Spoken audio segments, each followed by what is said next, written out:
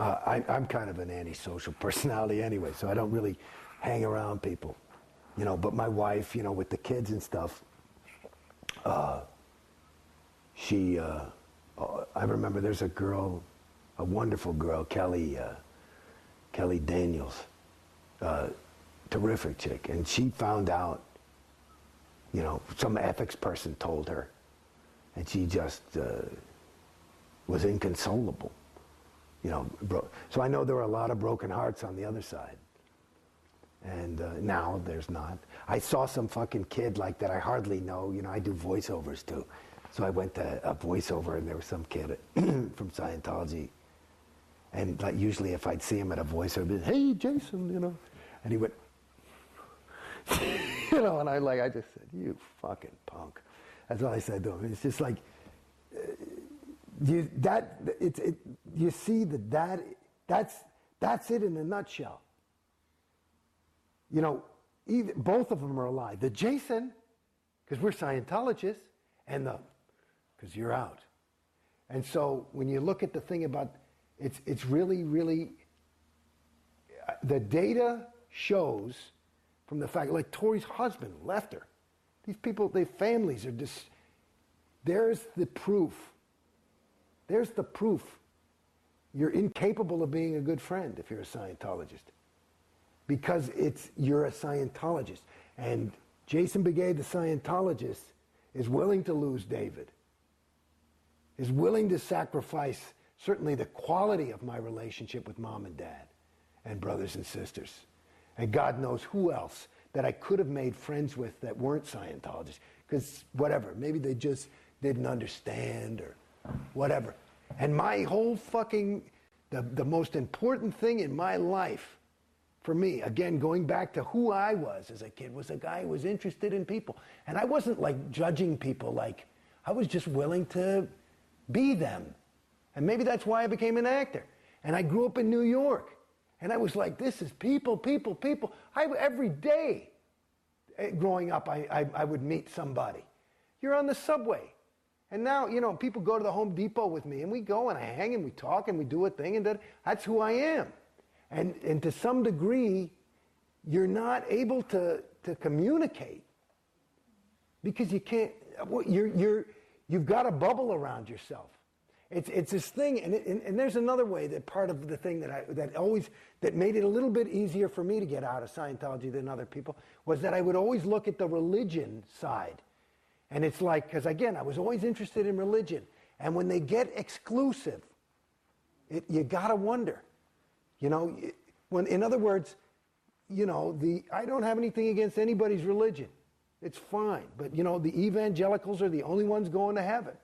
And the Muslims are the only one going to Allah or whatever. And the Scientologists are the only people who know. I go, well, I don't think so. It doesn't make sense to me. You know, and there's an interesting story. Like one of the things that, like they said that, like one of the things that took the biggest hits on religion in this century was it fucked up a lot of people. You know, World War I was a vicious, awful war, different than others with gases and mustard gas, and it was terrible, and people were slaughtered, and it fucked up a lot of the Germans and the Americans when they go and they'd see their bodies, and they saw that they had the same Bible. They said, whoa, I thought God was on my side. And it's the same, and it apparently, so it's like this kind of,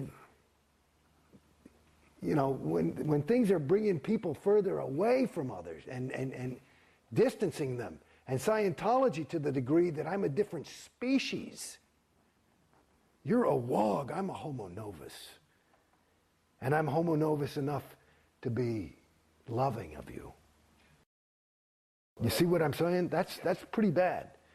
You know, and then you look at that, you know, and radical Islam, you know, it's like, it's not that different. And yet Scientology says that they're not exclusive, that you can certainly be any other religion and be a Scientologist. Let me tell you something. I talked to many, many, many terminals about this. Because after a certain point, when I'm down on the fucking bottom, after going through this, and I've never complained about money, and I'm not rich, but I never complained about it. You never had to fucking beg me for a fucking thing. I would go in and throw down. When I was ready to do it, I'd say, let's go. And it wasn't ever, I wasn't ready because I didn't have the bread. It was, I wanted to be ready because I wanted to, if I'm going to fucking do this thing, I'm going to do it, you know, and I got to be behind it. And that's where I was at as a Scientologist.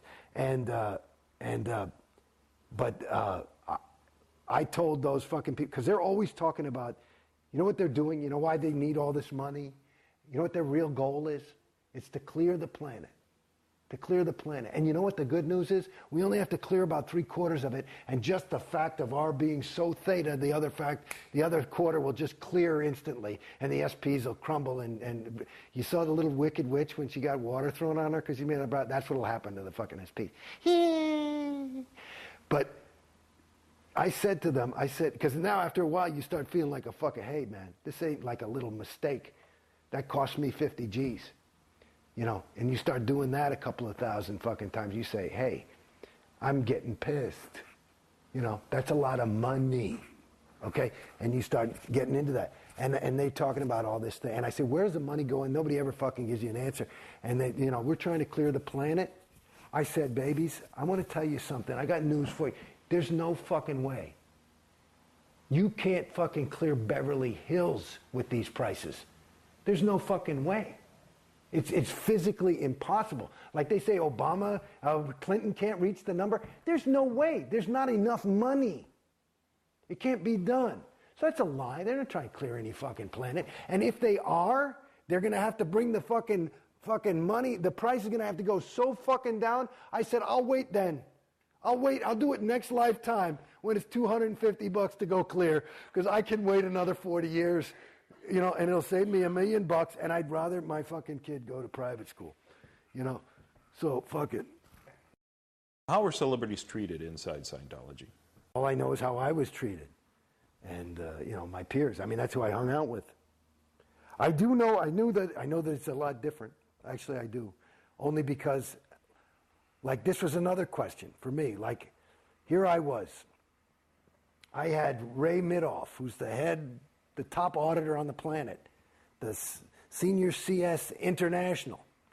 I had RTC technicians, whatever, people. Plus, and I'm in LA, and I had my own auditor, the CS, the senior CS, and then they would all go over my folder. Then they'd send it to Richard Reese at Flag, who's the senior CS of Flag. And he'd go over the floor, and they would, you know how long it took me to get a fucking CS'd? Like, I'd do a thing, and I'd make an origination like, you know, I'm not sure I like this. My next session would be about a month later, because they couldn't fucking handle, because there were so many vias on the comm line. So how was I handled? I was handled with the best attention ever. And I said, you know something? If this is the best of the best, that's what I was saying to him at the end. I said, how the fuck, and that's another thing I said about clear the planet. If you are the best motherfuckers in the world and you admitted you fucked the shit out of me, what happens to poor schmo at Orange County Org who you're saying, you know, just, because when you first saying, well, you just need ethics or some fucking thing. He's still stuck in some ethics cycle going, and they're fucking, it's because they fucked him up and they said, no, you need more set checking. And he can't afford it. Or some fucking thing. And it's not even the right fucking thing. These guys don't know what they're doing. They're fucking hoping. You know what I mean? They're hoping. And the fucking crime of the bitch is they say, aha, we're going to work this out, and I'm going to put in a little oregano, and the other guy says too much salt, and here's your folder. And of course, we've got it CS'd and ready to go, and I'd be like, this fucking sucks. It's a wrong fucking item. And your needle's floating. I'd like to indicate it is the wrong item. And it go right back to the motherfuckers for another month. And meanwhile, I've already bought $100,000 worth of auditing. And it's more going through this thing. And then it's like just talking about some stupid fucking overts to start because I haven't had a session. Well, I masturbated. And I mean, you're coming up with, who the fuck cares? I said, you know what I mean? I got nothing. It's not like I'm fucking killing people or beating my children or something. You know what I do? You know, internet porn and I don't know. You know, I got mad at work and, you know, you got nothing to fucking say.